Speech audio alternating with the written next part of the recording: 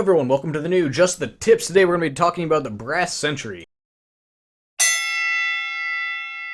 The Brass Beast is a primary weapon for the heavy with a stats of 20% damage bonus with 20% damage resistance when spin up, with the downside of 50% slower spin up time and 60% slower move speed while deployed. The Brass Beast is the highest DPS of all the miniguns with a 650 to 600 per second at close range and 360 to 60 at a medium range. Compared to the stock does 540 to 500 at close range, but 300 to 50 at a medium distance, which in case you didn't notice, the damage buff is significantly reduced at a medium distance, and is even more noticeable at a farther distance. So to simply say it, the Brass Beast's damage is only really noticeable at close range. At a far range, it's either 10 to 60 damage different from the stock, and that's not a game changer. A melee can do more damage than that. Not to mention, that was the upside.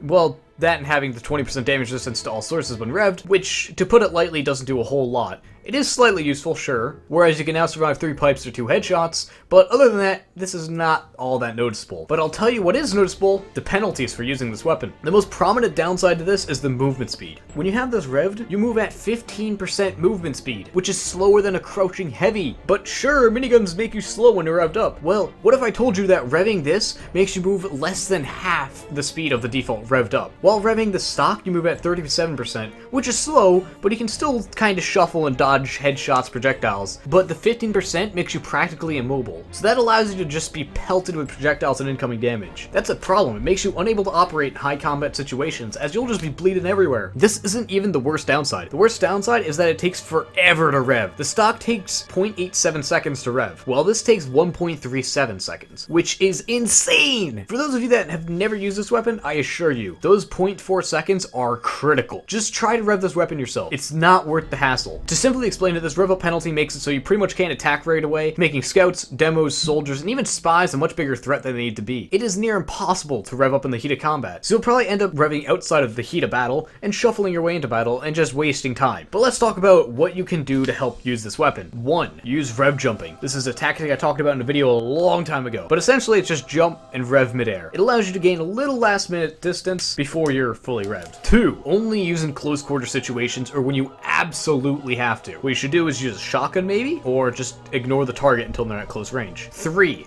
Keep moving. When you have it revved, it is important to keep shuffling. Like the minigun, you want to keep moving as much as possible, even though this you can move very slightly. But hey, maybe that slight movement could possibly, potentially throw the sniper's headshot off and allow you to live. But that's a very low chance as you move slower than my grandma on a freeway. Now, even using these, it makes scouts, soldiers, pyros, demos, heavies, snipers, and spy a much bigger issue, whether it's for catching you off guard or just able to kill you before you can rev. However, it does work well on sentries, so good job there. If you are hell-bent on using this weapon, you absolutely have to use a shotgun. The shotgun allows you to dish out some damage while moving, which the Brass Beast can't do for the life of it. Then your melee can be anything you prefer. I personally like the KGB because I'm going to end up using the shotgun anyway.